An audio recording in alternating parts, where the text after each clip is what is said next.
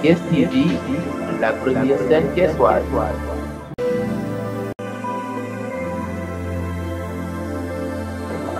Thiès TV, la première scène thiessoise. Touré, je suis le proviseur du lycée technique professionnel, Monseigneur François-Xavier Ndione de Thiès. Donc, je prends la parole pour souhaiter la bienvenue à nos hôtes qui viennent aujourd'hui pour discuter avec nos jeunes filles sur les hygiènes des menstrues.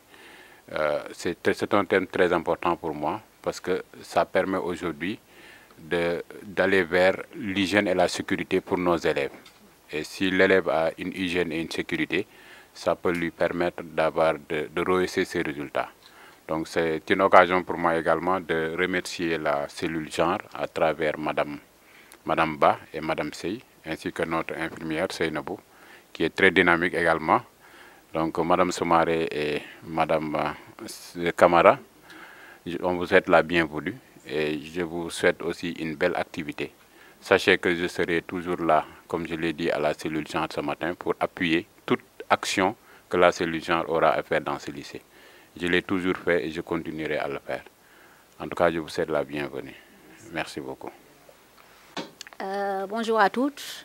et à tous. Je tiens à remercier l'inspecteur d'académie, la représentante de l'IA, de l'inspection d'académie, Madame Djiba Ndeye Narbey, qui nous a honorés par sa présence. Le proviseur du lycée technique, Souleymane Touré, tout le personnel du lycée technique, nos apprenants, les formateurs, les surveillants et tout le monde en matière de gestion de l'hygiène menstruelle. Les menstruations, chez nous, c'est un sujet tabou. Donc, c'est entouré aussi de silence et de croyances erronées. Donc, l'objectif de cet atelier est de donner la parole libre à tous. Donc, de favoriser la dignité de la femme et promouvoir une bonne santé. Donc, préserver la santé et prévenir les infections. Donc, comme on le sait, la menstruation, c'est une période très difficile pour la femme. Menstruation, c'est saute d'humeur, douleur, fatigue. Et une mauvaise hygiène peut avoir des conséquences sur la santé, sur l'éducation et même sur l'estime de soi. Donc, on veut aussi réduire le taux d'absentéisme chez nous. Bien, donc, nos recommandations, les solutions. Donc, l'école a sa partition à jouer, c'est d'assurer l'éducation. Les familles aussi. Les parents il doit y avoir un dialogue ouvert et respectueux entre mère et fille sur la gestion de l'hygiène menstruelle. La communauté aussi. Donc, c'est une occasion pour nous d'appeler à la communauté. La mairie de Thiès, les postes de santé, l'inspection d'académie, de nous doter en serviettes hygiéniques, en bac pour les déchets. Bien, donc la communauté aussi et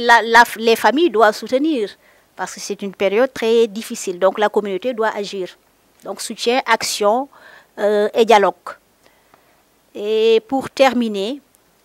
donc, brisons les tabous et promouvons une santé saine et inclusive. Je vous remercie. Bonjour, c'est Mamia Sen Soumaré, sage-femme, technicienne supérieure de santé, enseignement, administration, en service au centre de santé Amadou Bathily de Thiès, plus appelé sous le nom de l'hôpital 10e. Je suis venue aujourd'hui sous 2 casquettes, sage-femme du centre de santé et présidente de l'association d'appui au développement de Thiès, Servir, qui œuvre dont ses objectifs ont rapport aujourd'hui avec la sortie d'aujourd'hui. Donc, je viens pour un premier temps remercier le lycée technique à travers le proviseur M. Touré et tout son staff. Et remercier aussi Mme Camara et la Télécène 24 qui, chaque fois, en partenariat, m'invite dans ses activités. Aujourd'hui, on est au lycée technique de Thiès pour une activité par rapport à la santé de la reproduction des ados et des jeunes, SRAJ. Et ça me fait plaisir vraiment d'être invité parce que c'est un souche vraiment qui m'importe beaucoup pour leur santé. Donc, on est venu pour parler de l'hygiène des menstruations qui demeure toujours un problème, surtout dans les écoles, notamment dans ces lycées. Donc, c'est vraiment, l'heure est venue à ce moment d'en parler dans ces milieux. Et c'est un plaisir vraiment de venir partager avec ces élèves aujourd'hui pour parer à ces inquiétudes. Merci beaucoup. Nous, de la cellule genre du lycée technique, Monseigneur François-Xavier Ndione de Thiès, nous avons estimé qu'il fallait briser le silence, créer un espace de dialogue et de sensibilisation pour mieux comprendre les enjeux liés à l'hygiène menstruelle. Pour l'activité qui nous réunit aujourd'hui, nous visons essentiellement 3 objectifs. Il s'agira pour nous de sensibiliser les jeunes filles à une gestion saine et sécurisée de leur menstruation, mais aussi d'informer sur les bonnes pratiques d'hygiène ainsi que les outils disponibles au sein de l'établissement. Enfin, le 3e objectif, et non des moindres, c'est de promouvoir un environnement scolaire plus inclusif où les règles ne sont plus un obstacle à l'éducation. Alors, pour parler de ce thème aujourd'hui, nous avons convié 2 spécialistes. Il s'agit de Mme Camara, matrone, mais également de Mme Soumaré, qui est une sage-femme en service à l'hôpital d'Iziep. Nous avons également convié à cette rencontre Mme Djiba, Mme Ndeynar Bey, qui représente ici la tutelle, qui a en charge la question genre de l'inspection d'académie et qui est une partenaire privilégiée de la cellule genre. Bienvenue à vous, mesdames. Nous avons ici également l'infirmière du lycée technique, Mme Seynabou Ngom, qui est là à la table et qui va nous accompagner tout au long de cette rencontre. Merci à vous et d'échanges fructueux et surtout un moment où la parole sera libérée. Merci à vous et bonne participation. Sans plus tarder, nous allons donner la parole à Mme Djiba Ndeynar Bey, qui représente ici l'inspection d'académie. D'avoir introduit les activités de ce matin dans le cadre de l'organisation de cette causerie. Mesdames de la santé et qui êtes au présidium, Monsieur Mbalo, Mesdames les responsables de la cellule genre au niveau du lycée Monseigneur François-Xavier Ndione, lycée technique et professionnel, Mesdames les enseignantes, Mesdames, je dis enseignantes, je parle de celles qui sont dans les salles de classe, des surveillantes et du corps administratif en général. Et je vous demanderai, vous du lycée, de transmettre à Monsieur le proviseur, à Monsieur le DE, nos salutations et le remercier d'avoir bien voulu abriter cet exercice-là. C'est de ses habitudes. Mais nous le remercions de l'accueil et nous le remercions d'avoir compris que ça va avec. Ce qui sera dit aujourd'hui peut-être n'est pas un module qu'on développe souvent en huis clos dans les salles de classe. Et même si c'est développé, voilà, si c'est développé, l'exercice libre à travers cette causerie, souvent, n'est pas donné à nos cibles d'aujourd'hui, que sont les élèves, mais aussi le personnel enseignant, parce qu'il y a des femmes parmi nous qui sont en moment de voir, en période, en âge, je veux dire, de voir leurs règles. Moi, c'est Madame Daynar Bey Bafa. Je suis la responsable en charge des questions liées au genre. Peut-être mesdames de la cellule vont peut-être organiser une rencontre pour que le genre soit plus compris par la communauté, parce que ça fait l'objet de beaucoup d'interprétations. Il faudrait que ce soit clair à tous les niveaux, justement à notre niveau, nous qui sommes censés être les intellectuels de demain, de tenir les rênes du pays en général.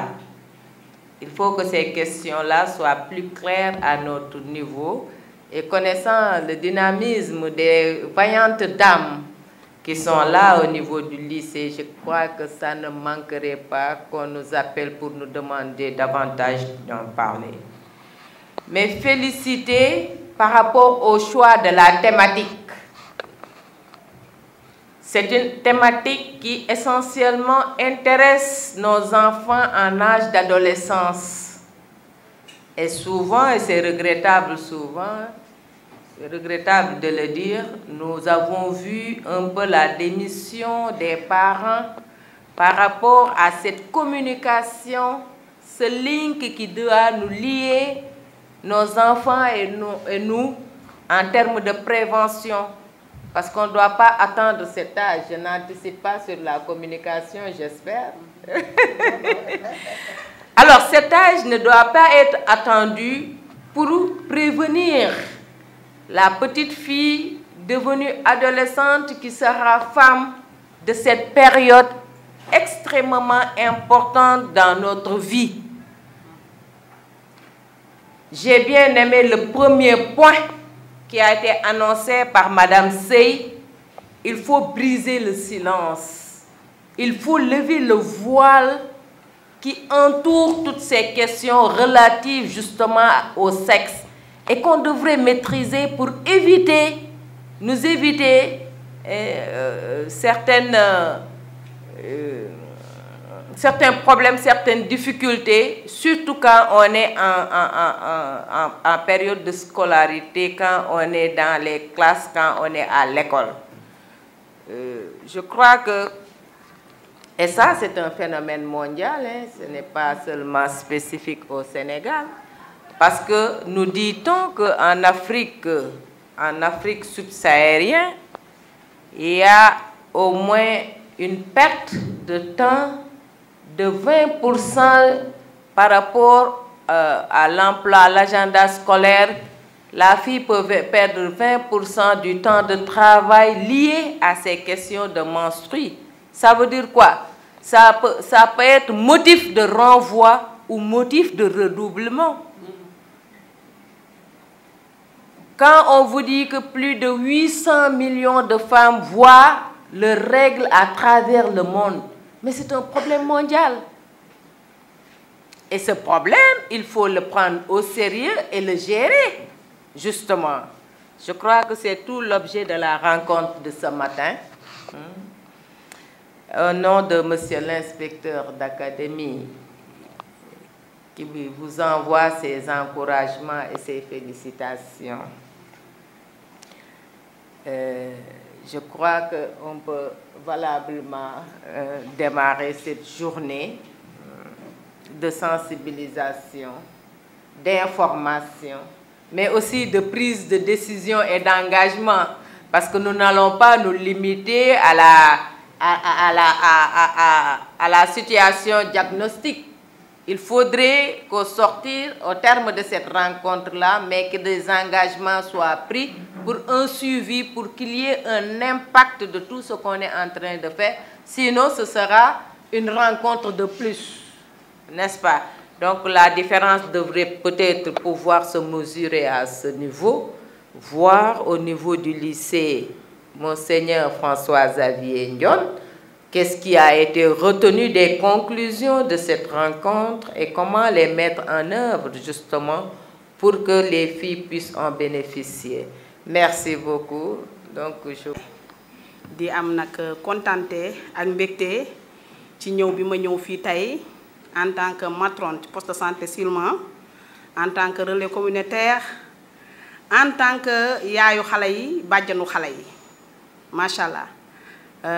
jaarale ko ci sama doom ma fi chérie yi muy Zeynabou nga xam ne elle est timide moom du wax macha allah jaar ci moom ñëw fii tey ànd ak ki nga xam ne mooy Mame Yacine Soumaré la sage-femme sama supérieure macha allah may ñaan ngeen tàccul ma ko bu baax a baax. di am contenté tamit ak mbégte ci jàkkaarloo bi ma jàkkaarloog yéen ñi fi teew ñépp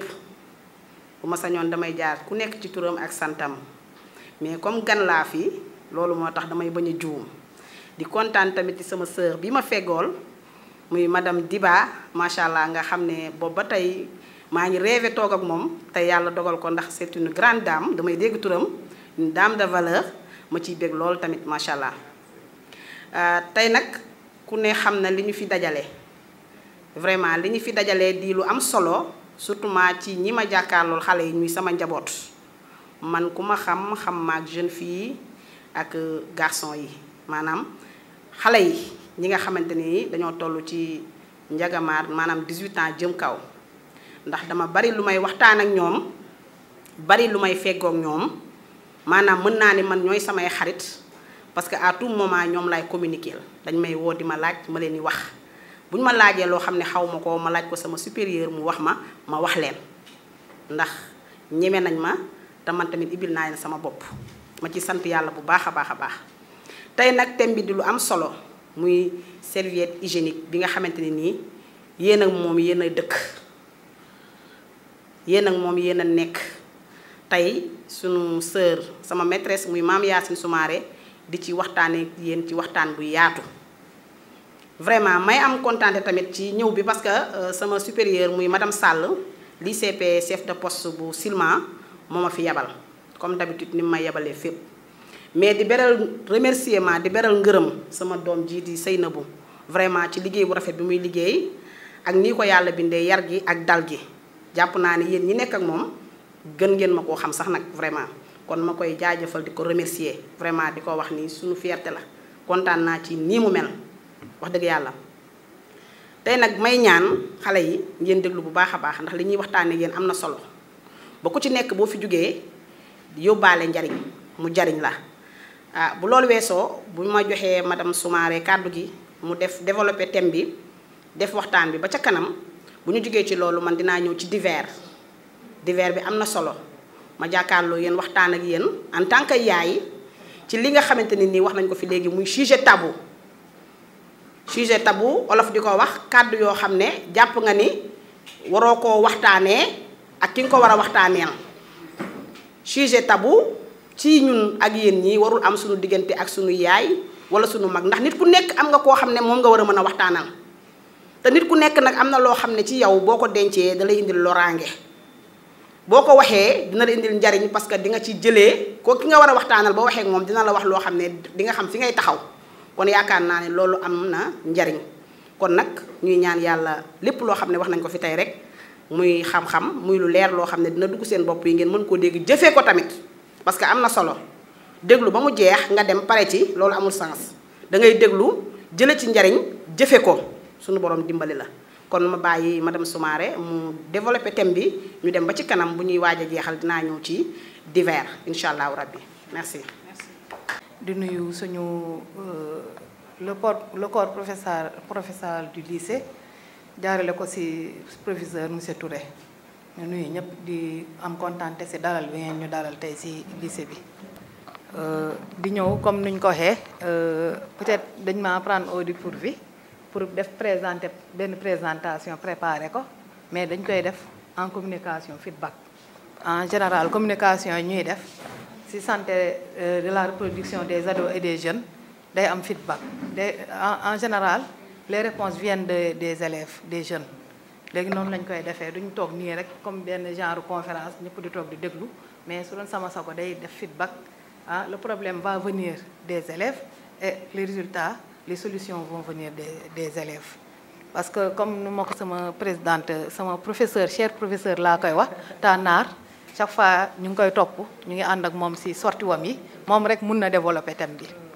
waaw j'ai été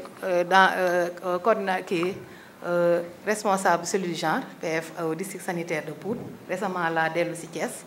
def nañu ay activités avec les CM et les lycées de Pout durant la semaine santé mère-enfant et on a même parlé de l'hygiène des menstrues comme nous l'avons dit, serait plus bien de faire ça dans la cour avec tous les élèves, même les jeunes garçons, parce que nous avons am information. Ce sont des porteurs de voix aussi dans leur maison et dans leur quartier. Mais néanmoins, comme c'est une première, on aura l'occasion de revenir. Celles qui sont là,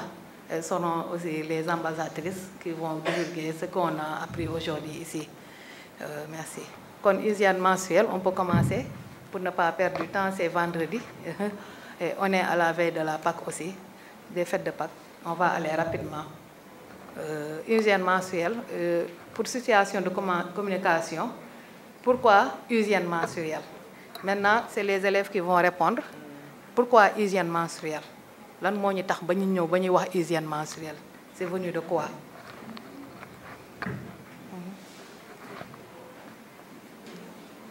Alors, on est en famille, on est ensemble, il n'y a pas de tabou. Dañuy waxtaan aisément librement ñu génné lépp loo xam ne nekk na inquiétude lépp lu ñu xam nañ ko andi tey ji yaa leen di joxe kii réponse yi tey fii balaa ñun ñuy wax waaw lu tax tey hygiène menstruelle lu tax ñuy wax hygiène menstruelle lu tax ñuy wax hygiène menstruelle lan moo tax ñu koy wax les élèves dañuy bëgg sax préférer parler en communication langue de la maternelle comme ça pour vous permettre de mieux vous exprimer moo tax ñuy wax olof pour ngeen exprimer wu librement li ngeen xam si biti li ngeen di dégg si biti yëpp balaa ñuy wax hygiène menstruelle lan la ñuy njëkkee lan mooy tax ñuy wax hygiène foo menstruelle soo leen ko déggee lan ngeen di xalaat kuy jël ah mensuel soo ko déggee lan ngeen di xalaat ah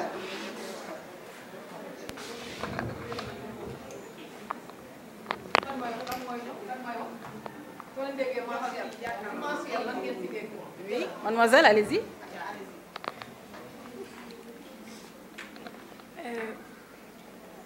Bonjour à tous. Bu ñu nee règle hygiène menstruelle c'est-à-dire règles yi ñuy gis chaque mois comment nu ñuy gérer woon nu ñuy def ba di sellal garder benn scène boo xamante ne daf ñuy permettre duñu am ay infection yu demee noonu.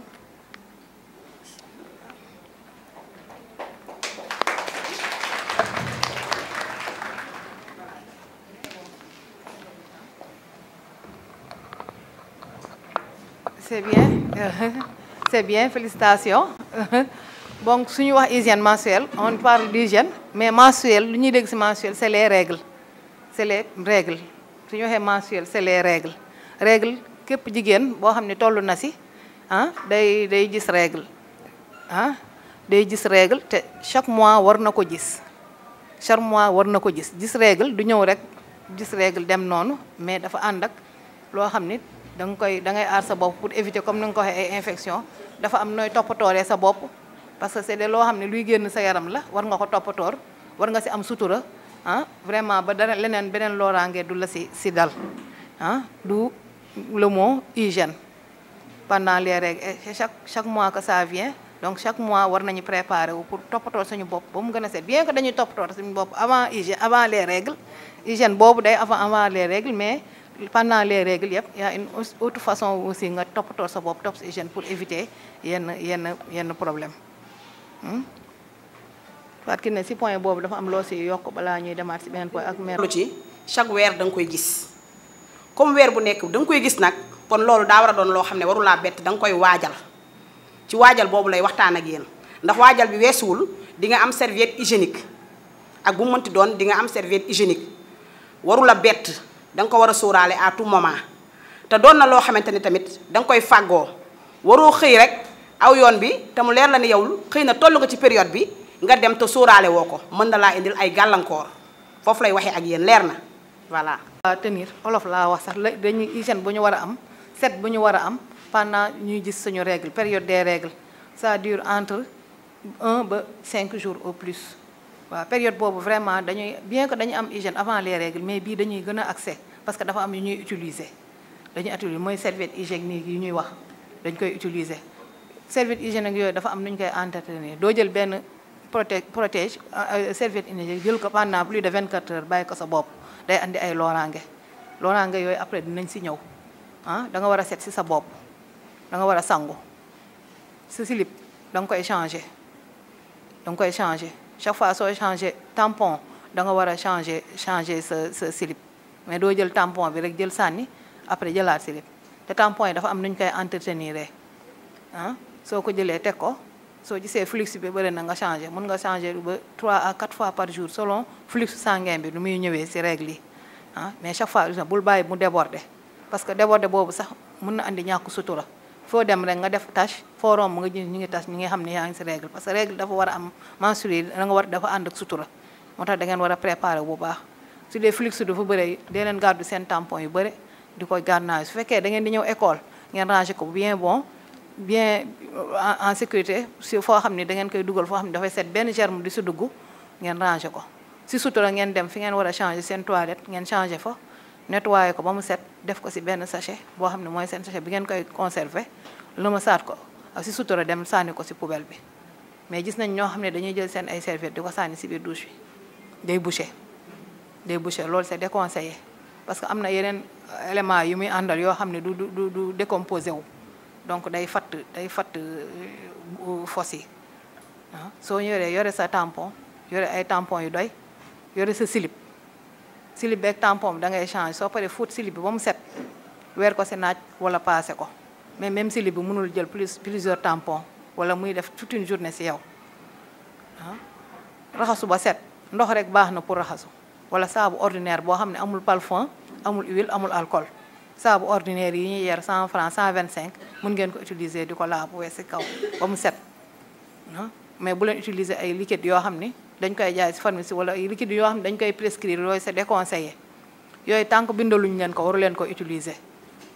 liquide antiseptique yi savon ordinaire rek baax na savon moom ngeen di raxasoo soo nee raxasu ba set fomp ba wow def seen tampon def seen slip changer du surveiller soo leen waree changer ngeen changer mais bu leen ko fa bàyyi muy yàgg moo war a gën a set ñépp ndax ku ne xam na ni mbaax li may wax nag aw ma sujet tabou ku ne xam na ni mbaax dafa am lu mu àndal am na noo xam ne boo ko ni jëfee da ngay am odeur da ngay am xet te loolu baaxul xet boobu nga dem école yóbbaale ko déranger ñi nga dendal déranger ñi nga xam ne ñoo lay jàngal yàq sa honneur loolu rafetul da xale bu jigéen da koy moytu léegi nag loolu li la koy moytuloo mooy xam nga ni yow weer bu nekk da ngay gis mbaax kon déjà bu la leeree ni yow tey le 5 nga war a gis baax déjà le 2 war na fekk lu mu néew nga préparer sa serviette hygiénique élève nga def ko sa sac ndax mën na laa bett à tout moment bu ma xamee ni man tey bu ma xëyee tey la 5 tey laa ko war a gis même bu ma ko gisul bu may dem damay préparer wu parce que mën naa dem ba classe toog mu bett ma bu ma bettee mën na ma indil gàcce mën na ma indil leneen léegi nag man damay def sama serviette hygiénique comme si damaa gis baax parce que xam naa ni ci heure yu néew dina ñëw kon xam nga du ma bett du ma ci am gàcce loolu laa war a def bu ma ko defee serviette hygiénique waxuñu la nga xëy mel ni nabu jël lekk def utiliser ko di gis baax suba ba guddi déjà loolu mooy indi odeur yi mooy indi infection gaaw na ci mais serviette hygiénique gën ngaa néew yow mii xale bu jigéen nga xam ne da ngaa gis mbaax gën ngaa néew war nga ko mën a utiliser ñaari yoon ba ñetti yoon sax ñetti yoon jëm ñeent ci bis bi mais waroo toog 24 heures def benn tampon rek toog loolu rafetul. beneen bi ci des muy changement bi boo defee serviette hygiénique nga dem di ko changer mu fekk la ci école bi tey gànnaayoo nga ko sa saak sa slip xam nga ni yow dangaa gis règle sa slip dangaa waroo xaar naan gis naa règle rek damaa war a tàggoo am permission dem ñibbi parce que indiwuma slip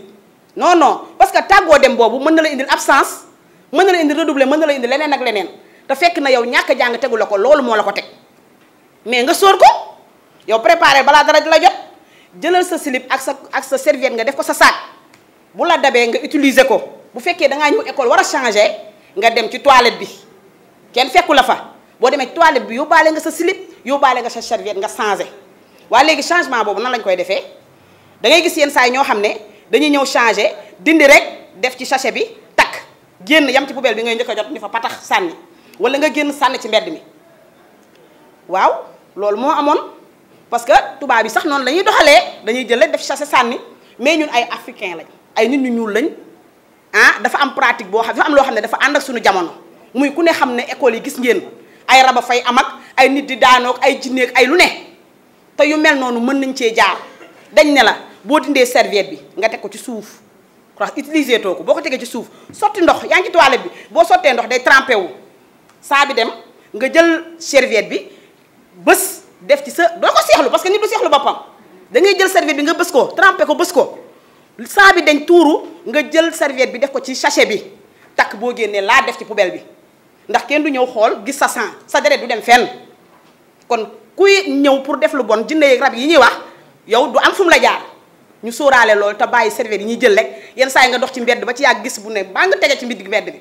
nga xam ne doomu jàmbur moo ko fa teg da nga ci am xol bu metti mais da ngay xam ne kii dafa xamul xëy na looloo tax mu def ko kon na ngeen di bàyyi xel ci changement boobu ñuy changer serviette hygiénique yi beneen bi ci des mooy slip yi ngeen di sol slip boo ko fóotee nga dem weer ko fu guus mu wow ci guus bi loolu baaxul parce que day am microbe boo seetloo boo ko weeree ci salle de bain bi amul naaj ay yoog lu ne mën na cee takk infection dalay yomb léegi nag li nga xam ne moom moo lay dimbali mooy boo jëlee say slip fóot ba mu set boo ko mën rus nga koo weer ci biti fu aéré ñu koy gis boo ko weeree sa salle de bain ba mu wow wala sa salle de bain yaay ba mu wow nga génnee ko dama ne nga teg ko fu naaj tàngal ko au moins microbe yi dee wala nga jël sa fer à passer nugal ko tuuti rek teg ko ci microbe yi dee nga doog ko sol mais jël slip bu guus ak slip bu nylon yooyu noonu day indi infection te infection dafa bari tellement léegi ba nga xamante ni nii xale yi sax da leen dal ñu koy nëbbu ñëpp lay dal infection du dangaa def lu bon moo tax mu dal la wala nga dem def leneen moo tax mu dal la infection feebar la comme feebar yépp mën na ma dal ma sol sama slip teg ko sama rakk ñëw sol ko mu dal ko parce que day wàlle mën na ma dal ma sol sama tubéy ñëw simmi teg sama rakk ñëw sol ko parce que day wàlle léegi mieux vaut mu bañ maa dal ma def li nga xamante ni mooy tax infection du ma dal te bu ma dalee tamit ma dem ci nabu ni ko kat man damaa amee infection parce que loolu moo tax ñu teg ko ci bërëb bi muy liggéey bu boobaa mu wut solution bindal la garab nga naan wér infection dañ koy wàllante ba ci toilette yi ci chaise yi kon am na loo xam ne danga koy moytu yow mi nga xam ne yaay xale bu jigéen bi déjà wax naa fi li nga xamante ni nii boo gisee règle moom ngay def wax naa fi li nga xamante ni nii boo gisee règle sàggan bëgg a tàggoo ci école bi à tout moment surtout loolu école yëpp ñoo koy jooy fépp fu ma jaar même baat bi la élèves yi bu ñu gisee règle ñëw demander permission c'est pas normal parce que booy demander permission da ngay demander ci loo xamante ni nii mën na laa bañ a dalati fii ba at mais loo xam ne chaque weer mu ñëw kon yow chaque weer nga demander permission absenté bu yàggee loolu day indi gàllankoor ci sa njàng te loolu jaaduwul li lay dimbali nag mooy nga fagaru faggu moo gën faju nga fagaru sóoraale ko wax nañ ci ni nga xam tamit noonu lañ koy préserver ba nga xam ne di nga ko def ci poubelle bi doo am problème wax nañ ci slip yi ni nga xamante ni noonu nga koy def ba infection du la sonal même pantalon tuba yi ngeen di sol bu ngeen wàccee bu ngeen ko simmee da ngeen koy weer parce que infection dafa bari léegi te ki ko nëbbu da koy jural loraange est-ce que xam ngeen ne infection bu jéggee dayo dem ba nga koy nëbb ba mu dem ba jéggi dayo mën na laa indil cancer te loolu baaxul léegi nag mieux vaut nga fexe ba nga xam ne yow infection maanaam man nanguwuma jeune fille yi di am ay infection parce que li nga xam ne moom lañ leen wax bu ngeen ci tënkoo du ngeen ko am mën nga ne la mariée yi wujje yi am doom jeeg yooyu sax mën nga ni amul problème ñooñu mën na leen a yomb mais jeune fille yi mën ngeen a moytu ci bu yomba yomb ba nga xam ne infection du leen sonal léegi nag set ci gis sa baax set ci raxas sa kanam moo lay muccal ci infection du leneen kanam dañ koy raxas waxuñu la jeeg ji nga xam te ni dañuy dem pharmacie jënd ay gel intime fu ne ñu raxas fu ne yomb na sage-femme bi wax na ko léegi saabu ngay jël nettoyer sa kanam raxas ba mu set fomp ba wow bu fekkee da ngaa def serviette nga def sa serviette teg sa slip bu fekkee gisoo sa baax nga sol sa slip mais sa slip na nga fexe ba bu mu yóbbaale microbe c'est simple te di ko changer tamit xëy suba sol slip 24 heures xam nga boo xëyee sol slip dem jàngi vraiment boo wàccee 1 heure 2 heures war ngaa même bu la dara jotul war ngaa mën a simmi sa slip xëppoo ndox fóot slip boobu weer ko ndax foofu dafa ruqe dafa doon loo xamante ni nii maanaam tilim tilim ak xet-xet dafaa gaaw léegi nag yow boo ko bàyyiwul xel da ngay def loraange te li ma la wax la dara gën a metti nga ñëw école toog dend ak nabu mu naan muy fatt ba kanam nga xam ne moom moo tax ngay fatt moom yow yaa tax muy fatt sa bakkan loolu gàcce la sa madame ñëw taxaw war laa expliquer wala sa prof ñëw ba tiim romb ñëpp di noyyi gu neex ñëw ba tiim la di wax di fatt bakkan loolu rafetul vraiment te yéen ñi kenn ku ci nekk mën nga koo dawal sa bopp vraiment lii tax nag ñu mucc ci yooyu noonu mooy li ma leen wax gis mbaax nit moom booy gis baax boo setee rek jàmm nga yam léegi kon ku mu ngi bëgg a gudd te temps bi dafa xaw a xat ma joxaat la sage-femme mu développe ba ci kanam ñu ñëwaat ci yeneen yi merci leer na voilà tàccu leen tata Kiné merci kana Kiné waa merci beaucoup dolli waa voilà hygiénique yi am na infirmerie bi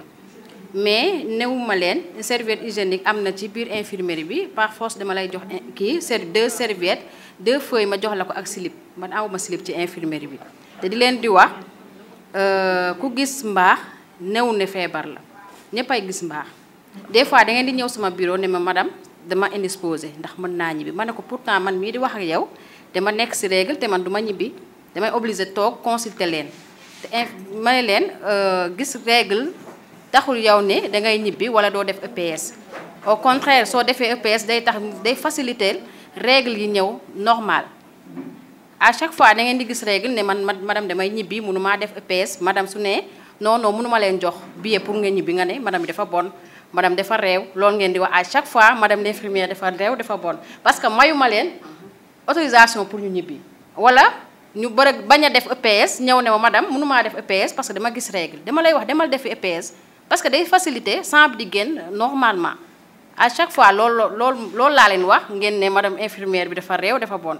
or ko bonuma te réewuma sax nee naa leen fii yéen laa fi nekkaluma fi kenn ku dul yéen serviette hygiénique yi ñu leen di may ñu ne lañ koy def pour ngeen am ko su ma neexoon tey duma ko souligner pour yéen ngeen am serviette hygiénique ci biir bureau bi ay comprimé rek laa leen di jox ngeen dem mais damay obligé xeex pour am serviette hygiénique pour tegal leen ko fa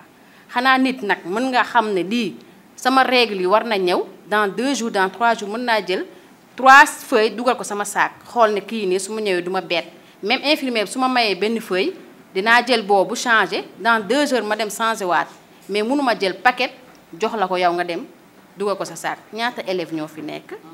loolu laa bëggee ngeen xam rek ma souligner ko ci merci beaucoup. kala munul yéen ñëpp mu leen di service hygiénique mais exemple tey boo jëlee ñaar nga indi ko nga ñëw tey ñaar yooyu nga war ko changé ci diggante bi yow nga yàgg fi boobaa boo ñëwee moom mën na la jox benn xam nga loolu moom du jeexal li nga xam ne moom la yor kon ba tey encore sama doom ji yéen la fi nekkal. hygiène menstruelle lu ñu si wax ak yenn complications yu si am surtout les infections ak nu ñuy def ba du ñu am infection bi loolu yëpp si hygiène menstruelle bi pour éviter d'avoir des infections il faut une bonne hygiène menstruelle. lu ma si yokk tamit c'est primordial avant ngay dem di changer tampon wala ngay teg tampon da ngay raxas loxo ak saabu ba mu set parce que loxo yu am microbe warul dem day infecté hygiène kii bi tampon yi donc avant ngay def sa hygiène menstruelle da nga war a raxas sa tampon da nga war a raxas sa loxo yi ak saabu ba mu set soo paree tamit ba def say tampon changé wu yëpp da ngay raxasuwaat ak saabu ba mu set dégg ngeen loolu c'est important ngeen bàyyi si xel serviette yi aussi du ñëpp am moyen pour jënd ay serviettes hygiéniques serviettes yi ñun bu ñuy nekk ay jeunes filles ñu amul woon ay Freedom ak yooyu morceau lañ daan dem jëli yenn saa yi di nga dem si tailleur ba sax ñaan ko morceau bu set tissu bu bees bu mu dagg teg ko ñu fóot ko ba mu set ak saabu ordinaire weer ko wala paase ko jenc def ko si ay sachet jenc bu suñu xamee ne suñu règle la ñuy ñëw rek dañ koy dugalaale sañu sac dem école tissu boobu la ñuy jël def ko serviette hygiénique midi lañ daan wàcc suñu wàccee midi sangu ba set changé fóot ba mu set weer wutaat beneen morceau boo préparé woon dag ko dem jàngi 18h soo ñëwee nga changé guddi sooy tëdd nga changé donc am na ñoo xam ne amuñu moyen pour jënd serviette hygiénique mun nañu utiliser les moyens du bord beaucoup plus hygiénique parce que chaque jour yaa ngi koy fóot di ko passé di ko lem di ko jenc di ko jenc donc on peut recourir aussi à soo amee situation d'urgence bi vraiment amoo moyen boo xam ne war nga jënd yéen ñi nekk fi da ngeen yaa leen fi nekk tey mais yaa leen di véhiculer message bi tey pour ñeneen ñoo xam ne teewuñu fi mun nga utiliser tissu yi fóot ko tissu coton fóot ko ba mu set weer ko passé ko wala passé ko rangé ko su lu bettee rek nga jël def sa tampon soo xamee ni tampon amul parce que yu ñuy mayee si école yi tamit doyul mënuñu may ñëpp par chance la ñuy am yenn saa ñu am ay bailleurs yu leen di may wala ñenn ñoo xam ne comme ay ñoom tànnaar wutal ñu ay partenaires yoo xam ne dañuy ñëw andil ñu may mais da ngay prévoir chaque fois su amulee ba mu mat nga jël préparer discrètement def sa tampon tissu fóot ba mu set passé bu coton rangé ak slip yu baax tamit slip bu coton bi kii ne wax na ko slip bu nylon moom day moo gën a gaaw a indi infection waaw tubéy bu seere day andi infection doo def tampon solaat sa benn ni ngay waxee seen tubéy yi seere yooyu sol ko taf sa yaram yëpp ba sa yaram du am circulation du am air du am oxygène nga xam ni boobu nga xam ni waaw day andi ay infection waaw par rapport ak kii ñun dañu wax dans le sens global éviction scolaire bu mu leen di andil dysménorrhée yi mooy règle douloureuse yi yooyu yëpp mën nañ ko paare tey yéen yàlla may na leen si lycée bi nga am infirmerie am infirmière te dinañ am ay médicaments prévention yoo xam ne dañ ko fay def soo xamee ni man sama règle day ñëw d'ici 2 jours 3 jours damay dem gànnaayu ne madame man de règle douloureuse laa am te en général sax moom day xam ñan ñooy am règle douloureuse parce que chaque fois dañ leen di gis comme ça ñu préparé même si sa kër ga la nga xam ne suba war na ñëw lundi du ma jàngi maa ngi samedi may ma garab boo xam ne dinaa mën a commencé naan la veille ma commencé naan garab yi mooy parer douleur bi sooy commencé sentir muy picoté naq bi di commencé picoté nga xam ne règle yaa ngi ñëw rek même si des règles ñëw mun nga commencé naan sa garab ba mooy antidouleur bu mu lay jox nga naan ko matin soir comme ça douleur yi su ñëwee da koy wàññi dina tax lundi di nga mën a ñëw jàngi sa école parce que commencé nga naan yow garab yoo xam ne mu ngi parer douleur bi ngeen bàyyi sa xel tamit loolu ak infirmier mën na leen may en général dina am yoo xam ne dañ leen koy doté pour dysménorrhée pour douleur yi dégg ngeen nga xam ne au moins du leen yàqal seen jàng du leen yàqal mais su ñëwee ñun sage femme ku ñëw dañ lay conseiller am garab bi ñu lay jox nga xam ne moo koy calmer soo xamee ni le premier ngay gis sa règle mën nga ko commencer naan le 30 wala le 31 comme ça douleur bi su ñëwee du métti ba nga xam ne da lay tëral wala mu tere la nga dem jàngi école si yooyu laa bëggoon ñëw te aussi par rapport ak facteurs yoo xam ni moom mooy gën a influer wu si hygiène menstruelle yi si kër ga la njëkk a jógee parce que suñu amee si kër ga parents yoo xam ne du ñu communiquer ak seen ay doom xale yi dañuy am méconnaissance duñu xam naka lay demee dañuy dem seen demu bopp loolu moom dina poser ay problèmes yoo xam ne xale yi dañuy def bonne hygiène menstruelle loolu c'est des facteurs vraiment à la maison communication avec les parents les mamans doivent toujours parler avec les filles avec les enfants même bien avant les règles chaque fois ñu leen di wax même si maman bi toll na sax si gis règle du nëbbatoog doom ne ko nii ak nii la comme ça bés bu règle ñëwee si doom dina xam ne règle la nii laa ko war a jëfee parce que sama yaay moom ma koy jàngal moo tax loolu problème bu rëy la si famille yi les mamans ne communiquent pas avec les enfants. Toilette à l'école d'habitude sincèrement mais je suis en cours du soir en période de la chaleur je bois beaucoup d'eau donc je suis obligée d'aller aux toilettes mais j'ai remarqué que l'hygiène ça reste. Je vois souvent vers 17h30 la femme de ménage nettoyer les toilettes tous les jours mais l'hygiène ça reste et les problèmes ça vient de nous. Donc chers camarades, je vous prie de verser beaucoup d'eau après l'usage des toilettes et à l'administration de nous disposer de l'eau de javel, des savons de liquide pour nous laver les mains après avoir utilisé les toilettes. Nous avons vraiment besoin de ça. Et ma question, pourquoi les règles douloureuses? Que doit-on prendre quand on a des règles douloureuses? Moi, je n'ai pas des règles douloureuses, mais avant mes règles, 2 jours avant ou pendant les règles, je ressens une douleur au niveau de mon bas-ventre. Mais ma grand-mère m'avait demandé de boire du café ou du tisane pendant ces périodes. Du coup, je n'ai pas l'habitude de prendre des médicaments. Sauf qu'une fois arrivé, la douleur était insupportable. Donc, j'ai décidé de prendre de l'ibuprofène. Et pendant ce jour-là, j'ai remarqué que le sang ne coulait pas comme avant les autres jours. Et ça m'inquiétait vraiment. Depuis ce jour-là, je ne prends plus de l'ibuprofène pendant mes règles, ni de médicaments. Soit c'est tisane, ou le momougne. C'est comme ça que je fais. Merci beaucoup. À l'endroit de l'administration, vraiment, c'est un bon plaidoyer pour tout ça, pour éviter les infections en milieu scolaire dans les écoles. C'est bon. On va en tenir compte, Inch'Allah. Mais aussi, je vous conseille d'utiliser les toilettes. Il faut pas... Une personne a besoin de sortir ce qui est en lui. Par exemple, si tu dois uriner et tu conserves ces urines, parce que les toilettes ne sont pas propres, il y a des risques de maladie. Tu détruis tes reins. Il faut aller aux toilettes, nettoyer, après faire tes besoins. Il ne faut pas bloquer jusqu'à rentrer à la maison. Oui. Pour les règles douloureuses, c'est normal. C'est suivant, c'est des hormones. C'est suivant les hormones de la personne. Il y en a qui ont des règles douloureuses et il y a des gens qui ne l'ont pas. Ça dépend de la personne, de son organisme. Et là, c'est des choses qu'on peut traiter. On peut traiter, on peut pas, j'en ai parlé tantôt, 2 jours avant. Si la personne sait qu'elle a des règles douloureuses, elle peut parer à ses douleurs en prenant le médicament 2 jours avant ou bien un jour avant pour parer à ses douleurs. Et il faut aller voir la sage-femme. Il ne faut pas faire de l'automédication. Ce n'est pas bien. Parce que tu peux prendre le ibuprofène alors que ton organisme ne supporte pas l'ibuprofène. Là, il faut aller voir, il faut aller se faire consulter, et voir le médecin ou bien la sage-femme. C'est à elle de te prescrire le médicament que tu dois prendre. Mais il ne faut pas faire de l'automédication. Ce n'est pas bien. Ok. C'est bon. tab sangam baax na rek nga dem naan parce que ibuprofène ku ne xam na ne anti-inflammatoire la du ñëpp ñoo ko war a jël léegi boo amee règle douloureux la nga xam ne yow sa habitude la toujours bala ngaa gis règle da ngay sonn wala boo gisee règle da ngay sonn li ma leen ni lu ñuy préparé la ndax bettul kenn règle ku koy gis toll ci gis ko commencé koo gis waratulaa bett kon yow xam nga ni da ngaa am règle douloureux da ngaa war a teel a préparé xam nga ni yow heure bu sama règle méttee bu ma ñëwee ci infirmière bi garab sangam la may jox moo ko jëlee daf may calmer kon yow war ngaa xam ne garab googu di la calmer à tout moment yow war nga ko am waroo xaar mu jeex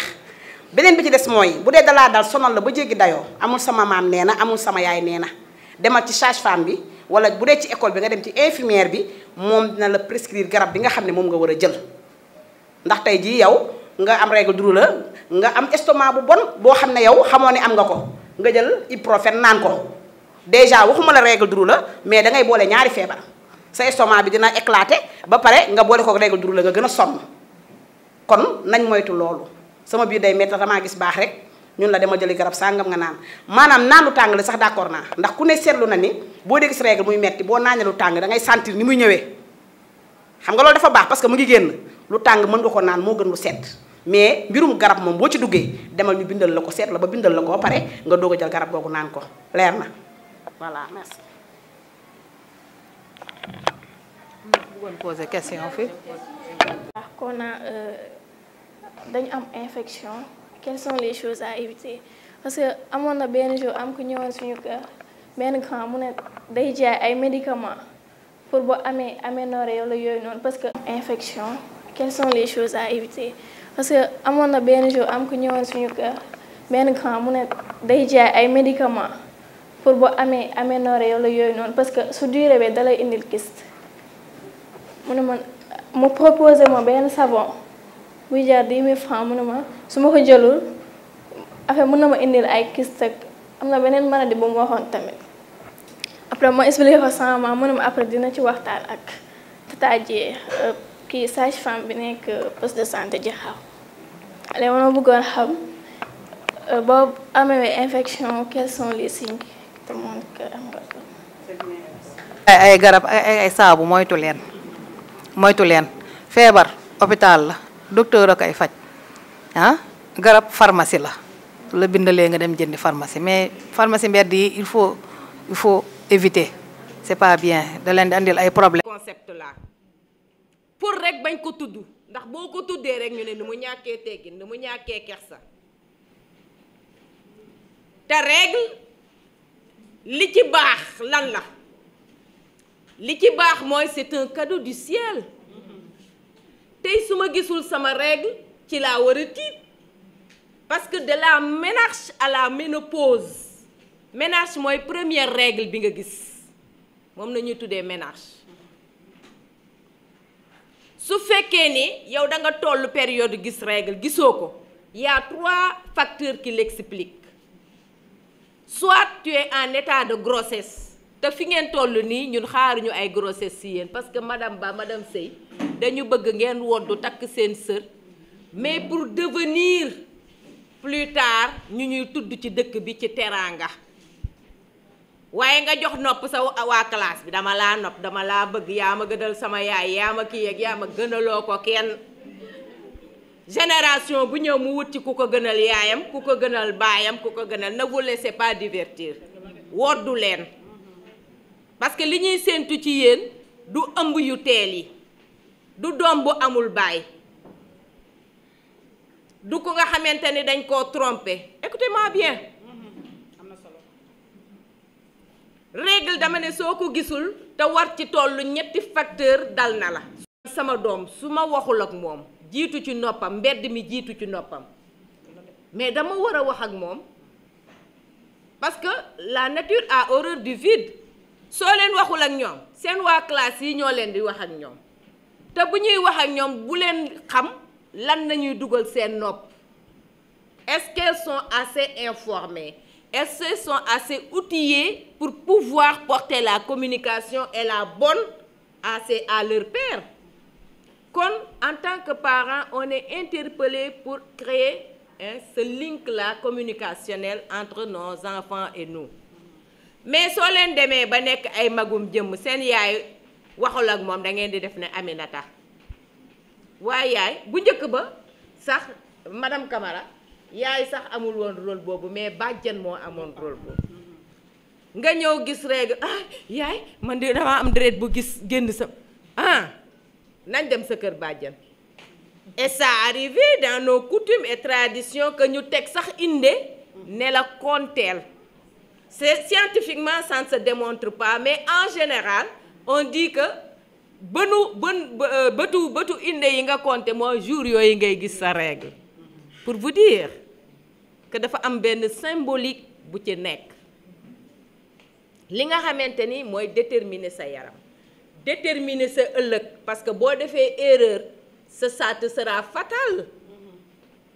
kooku war nga ci am de bonnes informations loolu laay saluer la pertinence de la communication yi nga xamante ni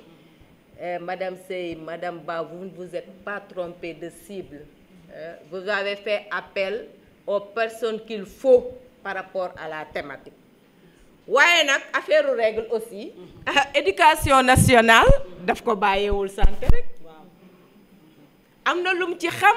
ak lum ci wax justement dañ na léegi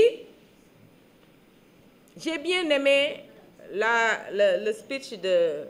Khady Kébé elle a parlé de solidarité gis nga ay mots solidarité ay mots assistance soutien mais ces concepts-là ne doivent pas seulement se limiter aux mots gis nga buñ la jàngalee école lan mooy solidarité ba pare dañuy xaar nga jëfe ko Et c'est là où je vous appelle, je fais un appel solennel à tout le monde. Yéen ñi toog ci salle bi nag, vous représentez le lycée, mais vous n'êtes pas seulement le lycée. Gis nga li ñuy wax nii, moi j'aurais aimé vous voir prendre note. Parce que après da ngeen di dem wax ak seen ñi nga xamante ni comme mënuñu dem ci ñëpp ci salle yëpp ñu dem wax ak ñoom, mais on vous a choisi vous pour être leur ambassadrice ici et rendre compte au retour. Parce que li ñuy wax xam nga wax naa leen ni mbirum c'est mondial, règle du yéen rek a koy gis ñee toog fee yabal leen pour ngeen ñëw aussi dañuy gis règle te war nañu am ces informations là hein. Da ngeen waroon jël note li ñuy wax boo leen paree ñoom les doyennes les braves dames là vont peut-être créer un espace d'échange de communication pour en faire bénéficier le maximum hein. Ça c'est l'approche appropriée pour que li ñuy def nii mu am njeexital parce que xam nga la dañoo bëggatul fii ci lycée François Xavier Ndione que ne xale bi dafa gis règle am ñibbi na. Bëggatuñu gis. Moi je parle du tout. Je t'en prie. waaw d'accord merci. Non je t'en prie dañu bëggatul fii gis au lycée bu ñu paree li ñuy waxtaane ba pare ñu pare ñu ne xale yi de dañuy absenté ñu ñëw yaane nañ jox la les données statistiques là par rapport aux absences ak yooyu ñu ni motif elle a vu ses règles non. dafa war a am ci école bi dañ leen bëgg a dëj ci école bi le maintien des filles parce que le pari de l'accès est maintenant accès bi moom waxatuñ ko c'est le maintien et la réussite de la fille te bu fekkee ni weer bu nekk nga gis sa 5 jours wala sa 7 jours nga ne man de je ne peux pas pratiquer les toilettes parce que dafa bari ndox dafa saleté c'est pas entretenu et cetera nga dem toog seen kër. wala soo ñëwee tu préfères aller dans les environs fii sax dafa gën a xaw a enclavé xaw ma ndax c'est entouré de maisons pour essayer de voir fan nga mën a defaroo dellu si waat loolu nammuñu ko ci yéen xam nga lu ñu bëgg déjà elles l'ont annoncé que à 2 jours vous devez être prête pour vous protéger avant de venir d'abord. Mais 2 jours yooyu nag il faudrait que nga xam sa cycle menstruel man débat boobu dama ci xaw a bañ a dugg parce que cycle menstruel jàngi ngeen ko avec vos profs de SVT et autres économie familiale te souvent xale yi boo leen nee cycle menstruel ils comprennent autre chose parce que li ñuy xaar période fécondité période kii yeeg yooyu suñu propos jëmul côté yooyu suñu propos fi mu jëm mooy ngeen maîtriser seen cycle menstruel ba nga xamante ni à 2 jours ñun am na ay formation yu def yu nga xamante ni jara la ñuy takkal xale yi les périodes yi nga xamante ni période yu du règle dañ koy def en blanc yeneen yi 7 jours yi ñu def ko en rouge et on compte à partir de ce dernier jour bi nga gis règle pour le mois prochain règle yi ñoo koy gisee gis nga sooy waddal per yi di waddal per yi ba nga xam ne des na 2 per nga ne sama sac nag war naa ci dugalaale sama tampon hygiénique war naa ci dugalaale beneen slip de rechange parce que affaire yi à tout moment ça peut survenir moo tax ku ci nekk dañ ne la nga dem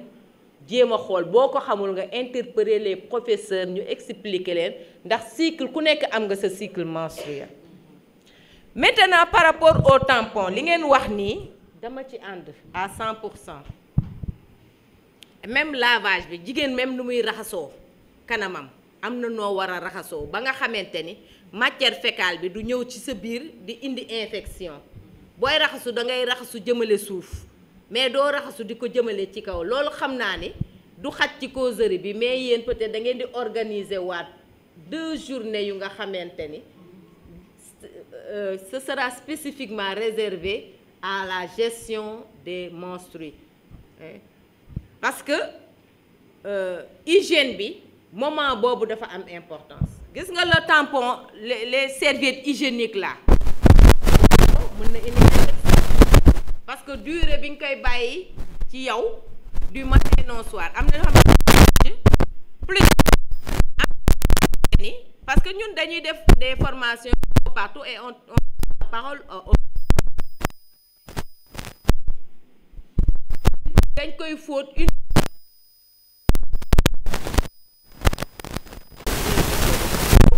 ñu ne nañ woote ñu kii alors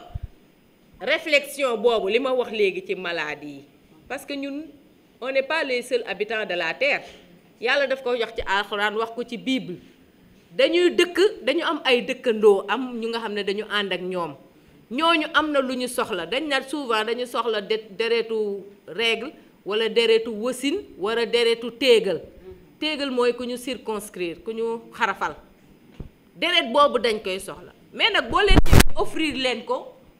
sur un plateau d'or dañ koy jël conséquences yi yéen a koy moo tax soyez hygiène bi day dugg foofu c'est pas une explication scientifique mais c'est une explication quand même parce que jigéen ñi ñoom ñooy daanu li leen di daaneel lan la est-ce que du seen négligence wala seen ñàkk xam moo tax ma ne rôlu yaay dañ ko war a delloo si ak rôlu bàjjan nanu qu'il ne nous fasse pas comprendre que nous ne sommes pas organisés nous sommes une société très organisée boo leen mënul wax ak yaay mën ngeen wax ak mag mu nekk ca kër ga comme vous avez le droit léegi seen doom rakk yu jigéen yi aussi tollu waru leen noppi war ngeen wax ak ñoom donc je crois que y a beaucoup de choses énormément de choses à dire solo waaw comme waxtu bi dafa xat man damay wax ma pare jox madame Diawara après ñu delloo leen kàddu gi vraiment ndax bu ñu sañoon dinañ fi nekk ba ngoon mais yeneen ak yeneen moo ngi ñuy xaar voilà man damay li nga xamante ne nii moo tax léegi jamono ji changé ba feebar yu bari yi nga xam ne daawuñu ko dégg mu am ak surtout bi nga xam ne xale day jànqu ba jànqoom jeex mu am borom kër di sëy doom ko fu ne mu dugg fa pour am doom boobu moom man leen rek laa fa indi damay dugg ci planning familial parce que dañu gis ne xale yi léegi ay jànq sëyaguñu mais dañu ñime planning familial dañuy def planning pour xëy na bañ leneen dab leen ci te sëyaguñu mais yow boo dee xale bu jigéen sëyagoo ngay jël méthode planning yi boo dégg jël ba mu fees ci yow boo amee borom kër boo sëyee doom dalay të loolu xel nangu ko beneen bi ci des mooy dafa am lu doy waar loo xam ne ñu ngi koy wax pilule du lendemain ku ko ci xamul dégg nga ko pilule du lendemain mu ngi ci pharmacie di jaay ci yoon boo indiwul ordonnance boo xam ne nii sage-femme moo ko bind caché ko dooruñu la koo jaay yaa ngi dégg mais ci xale yi léegi seen xel yi ñaw na ñaw goo xam ne am nañ connaissance goo xamante ne nii mën nañ fekk madame Camara mii nekkul sax sage-femme ni ko lijjantil ma ordonnance def ci cachet ma dem jëndi ko léegi nag nga defee ne yaa ngi koy naan pilule du lendemain nga ne yow boo defee rapport sexuel avant 24 heures boo ko naanee doo ëmb yooyu noonu yooyu du domaine xale pilule du lendemain mu ngi yàq seen yaram yi mu ngi yàq seen biir yi baaxul dafa am ku ko moom ku ko yelloo am ku ko yelloowul yéen taxu leen woon ñuy defar pilule du lendemain ndax léegi moom wax na fi li ñu leen di ñaanal mooy ngeen jàng am ay diplôme am liggéey am borom kër ci anam bu rafet mais ñaanuñu yàlla leneen di leen dab ci diggante bi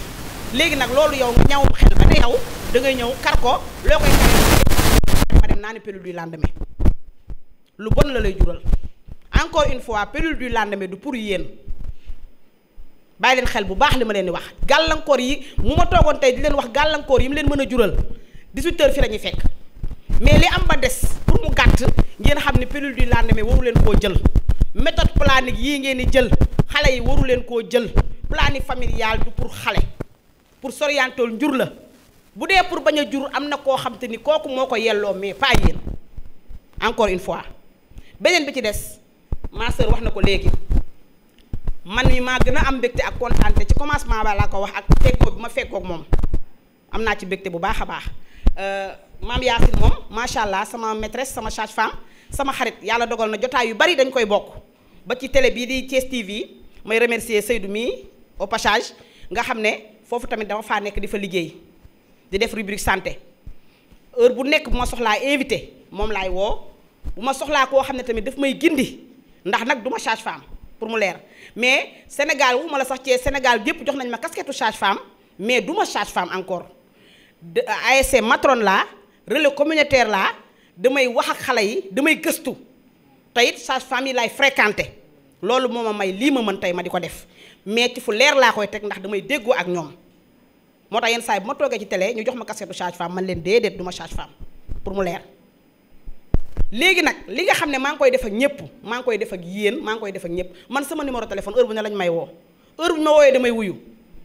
Mama Kiné ah man de lii jaaxal na ma lii ak lii jaaxal na ma bu jaree ma feggoo ceeg sa yaay ma feggoo ceeg moom bu jaree ma jox la xel ni la nangam ak nangam la ma wax la bu ma sutee xaw ma woo madame Diawara wala ma woo keneen ku mel ni moom ni ko nangam ak nangam sama benn doom ma ko laaj mu leeral ma leeral la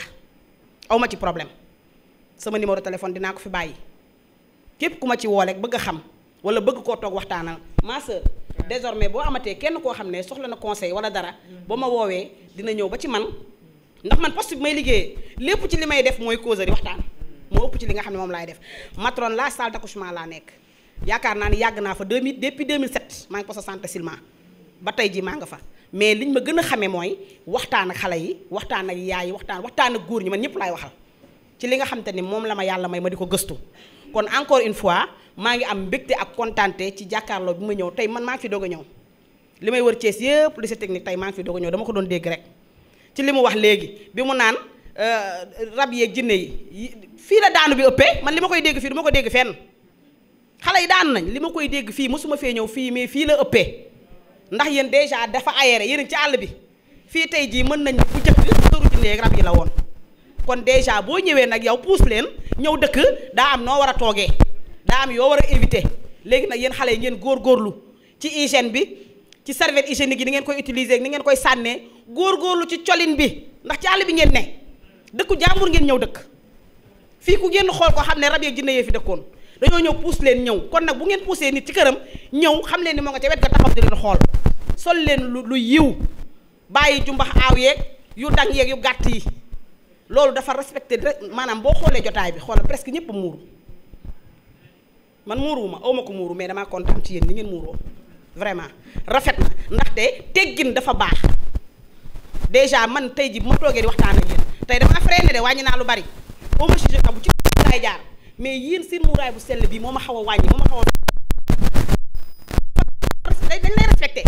am ñoo xam ne fu mu doon dem di waxtaan di jaar ci digg bi day jaar ci digg bi dama ko jàppale ndax nii ngeen ñëw di leen ci encouragé bu baax a baax di leen wax tamit bu ngeen gis sama ñi ma woo tey ñëw samay kàddu mooy madame Soumaré ak Tankine sama yaay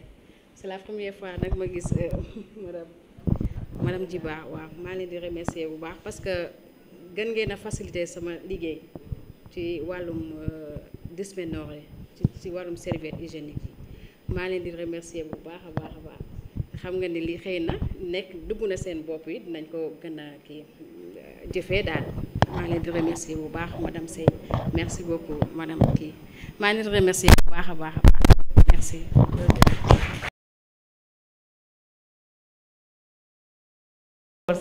sama cher professeur moom laa koy wax jotaay yi ñuy bokk yëpp man dama koy def idole parce que gis ngeen ko elle a prouvé di ko remercier ci taxawaay bi di ko ñaanal mu yàgg fi war yàgg di ñu taxaw parce que limité wul rek ci IA mais limité ci développement ci social milieu yu bëri dañ ko see woo muy développé taxaw mu ni na wax di suñu présidente association sage-femme de Thiès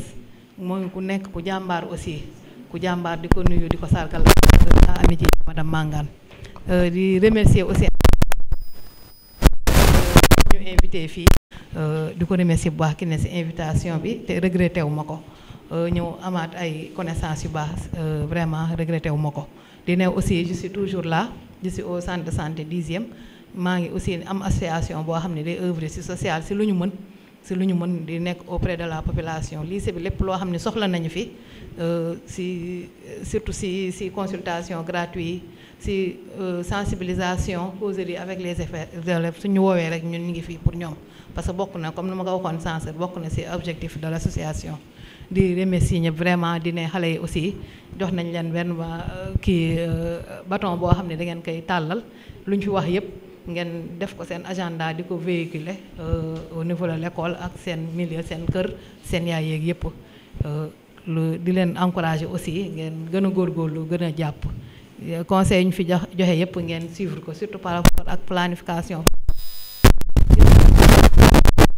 comme lu ma wax rek automédication baaxul day yàq sa yaram day yàq insuffisance rénale yi ngeen fii gis ak yëpp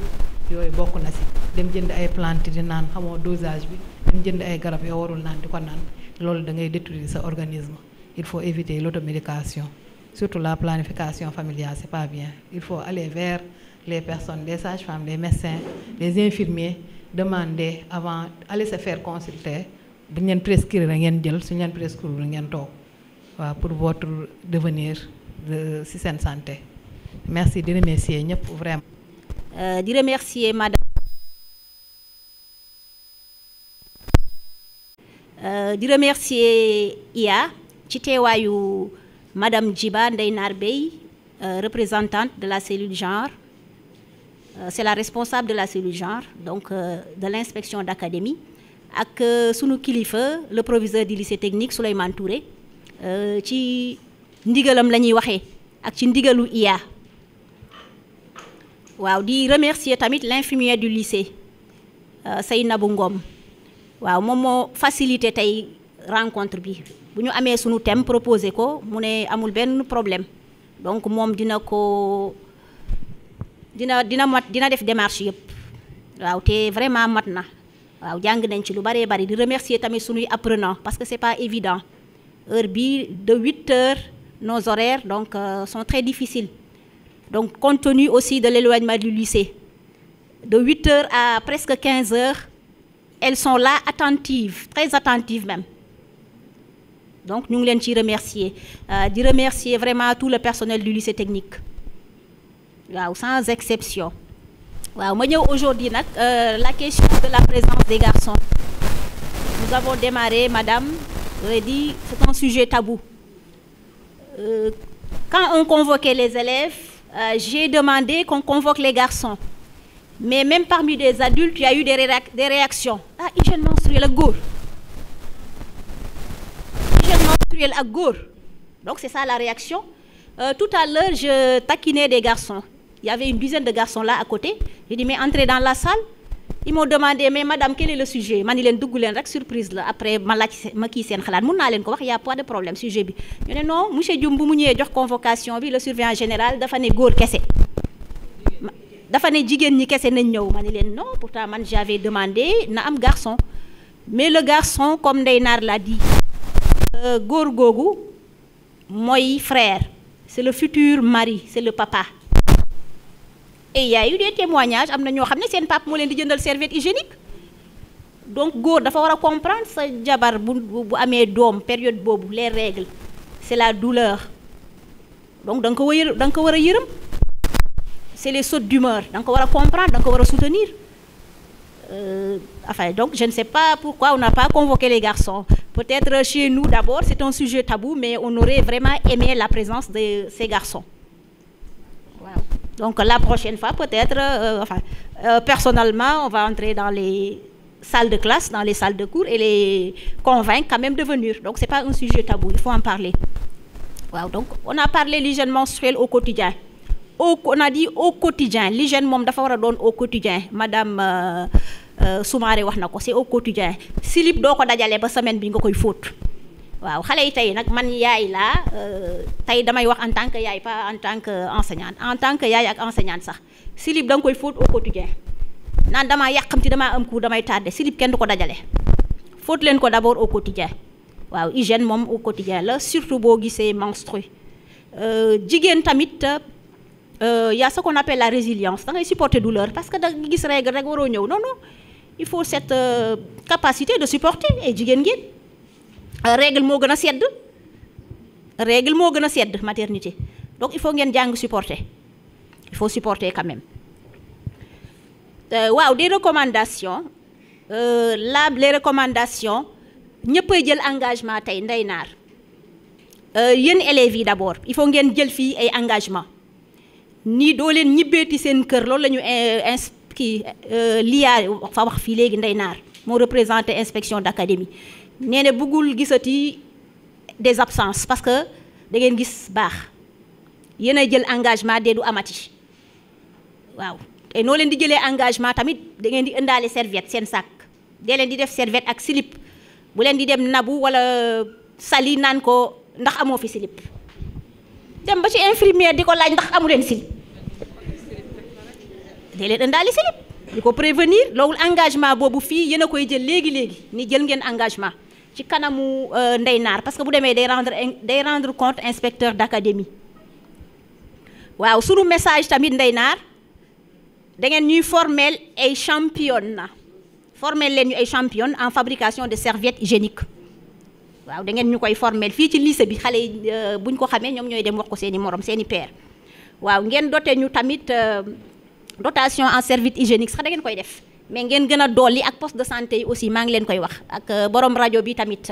nga defal ñu plaidoyer boobu ñu ñuy may serviette lycée technique waaw ak ay bac tamit fu ñuy def suñu déchet te bac yi tamit il faut ñu koy tuur chaque il faut ñu veiller tamit ñuy kii ñu koy tuur des bacs pour fi ñuy def ay serviettes hygiéniques yi waaw des toilettes adaptées Ndeye Nar bi ñu génnee ci biti maa ngi la koy wax am na benn apprenant bu ko wax fii léegi apprenante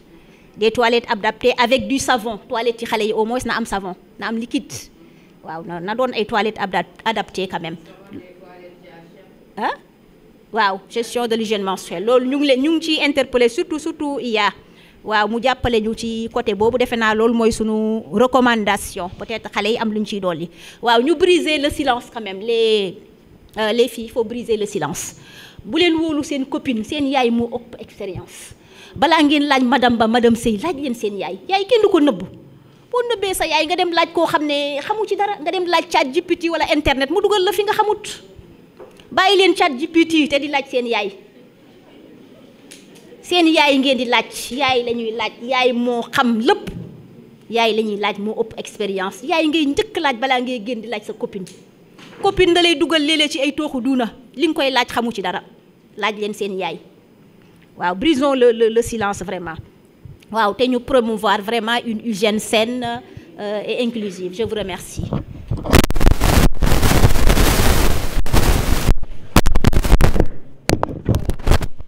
Merci à Madame Ba. Alors mesdames, encore une fois, c'est tout le corps. Donc ci suuf yëpp donc hygiène la nga xool sa bopp xool sa set parce que di toog ak sa morom aussi muy am nu muy comporté wu ak yow donc c'est gênant man foofu laay waxee bon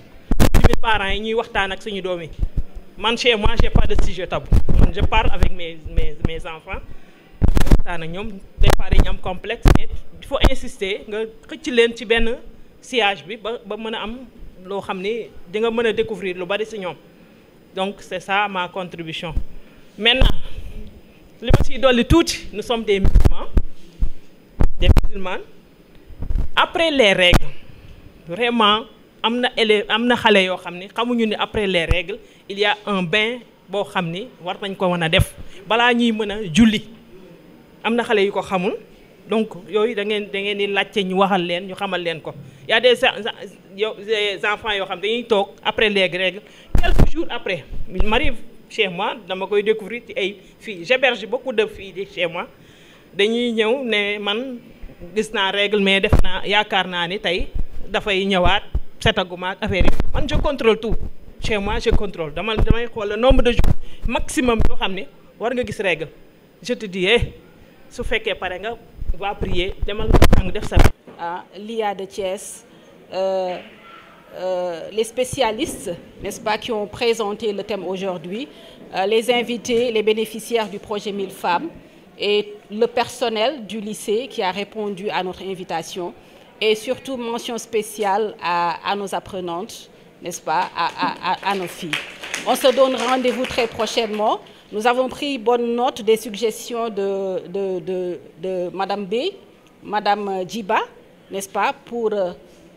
pousser encore la réflexion, mûrir la réflexion et peut-être prendre d'autres initiatives qui pourraient rester dans la continuité et nous mener peut-être à d'autres activités. Merci à vous.